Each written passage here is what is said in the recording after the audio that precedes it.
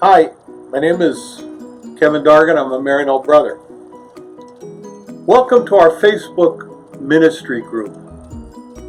I served in Tanzania for 20 years, and currently my job is research librarian here at Maryknoll, New York.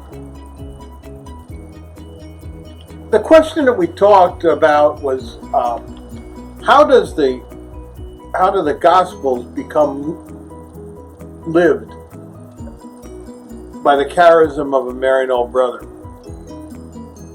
And I think first I'd like to kind of give a little reflection on where I came from with the brothers. When I first looked into the vocation in the 60s, there were over 15,000 brothers in the United States.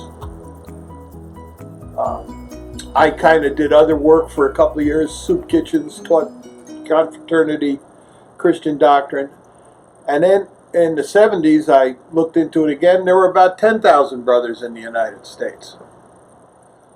And right now there are under 5,000, probably closer to 4,000 brothers in the United States. And has been the same way. We started out, there were over 100 Maryknoll brothers, and now we're down to around 30. And it went through a long period of time, and I guess conflict within ourselves, the brothers, and the church. There was a time in the 80s when brother became a verb. Nice idea, but to brother was never something I learned in school or anything like that. And I think it's got a nice concept to it. But I think the way we've done it is in our work, both here in the United States and overseas, we take time to accompany people in their journey towards God. It can happen through socioeconomic programs. It can happen through retreat work. It can just happen by an example of your life.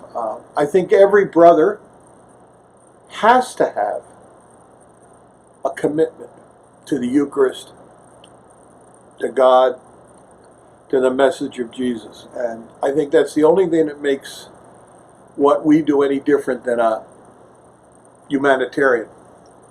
It's got to be Christ-based. It's got to be directed with a Eucharistic base. You have to be able to take part in the mysteries that the church has given us. Mass, the Eucharist. God, I'm blessed. I mean, I got 52 weeks a year. I live down the corridor from a chapel. I have Mass every day. I get a retreat. They give me a retreat.